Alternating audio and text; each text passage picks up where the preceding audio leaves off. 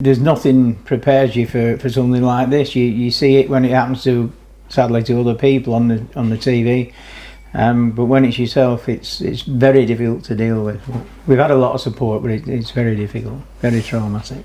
Okay, and so I know you wanted to talk about the response. How's the response been, particularly in Tameside, where obviously you have your business? It's been unbelievable. I have the business in Hyde, but I've been staying away from there. But I did go down on Sunday.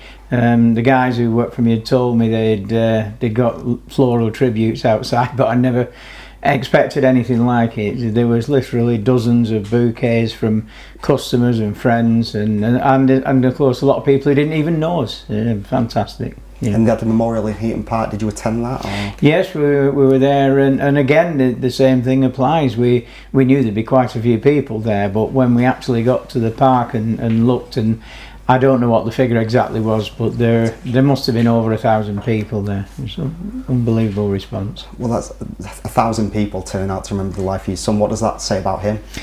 It's just what I didn't realise was how many people he knew, literally from all over the world. We've had responses from places like Russia, from America, of course, and even one from the Lebanon, which surprised me. Yeah, actually, we didn't find out that he was missing until the early hours of the morning, because we didn't even know he lived such a full life that we don't know everything that he's going on with, and so we didn't know he was at the concert. And then having spoke to my wife, my ex-wife Fee, who told us that he was missing, well, it was just shattering.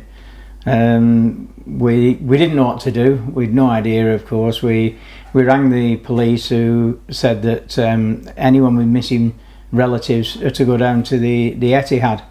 And so we went down there, and it's just a blur. We were very well treated. We can't say enough about the staff and the emergency services at the Etihad. And then the whole day was just waiting and hoping. The worst case scenario was, as we know, and the best we were hoping for was that he was unconscious in a hospital, so they didn't know who he was. But that went on all day, longest day without any doubt of my life. As the day went on, the chances obviously were getting less and less that he were in the hospital, and of course that's how it turned out that he wasn't.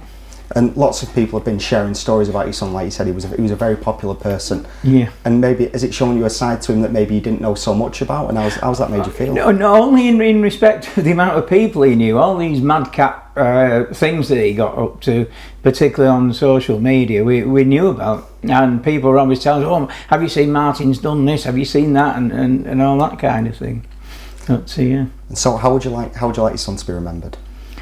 As he was an absolutely great, fun-loving guy, totally outgoing. Everything had to be about him. He always had to be the centre of attraction, and that's how he was. He was a terrific lad. He really was. And what have you made sort of the response from the city of Manchester, obviously with all the vigils and the emotional poems and things like that? What do you make of the city? Oh, it's been fantastic, and it's been really helpful. It's, as I said, it's the most difficult time of your life. No parent should ever have to bury their own child, but the help that people have given us and are still giving us now has been absolutely overwhelming, and it shows a true Manchester spirit. And I know that Coronation Street are doing a memorial bench for him, and he did have that sort of emotional tribute on the Wendy show in America. Just what would he have made of that? Oh, well, he would have loved it. This is it. Anything like that, particularly like the vigil. If he was watching that vigil in the first one in Manchester, and then of course the more personal one in Stockport, he would have absolutely loved it. And have you been able to visit the scene? Yes, again we were taken down. We were treated really well and helped to go through the crowds. And one of the most amazing things that we saw on that day was the amount of people who were quite willing to queue up for an hour just to get to the vigil, just to get to the flowers to lay their own respects. Incredible. And we of course were taken directly through, because I looked at the huge queue waiting to go and pay their respects. What was it like going to the scene? Did it bring up any emotions or?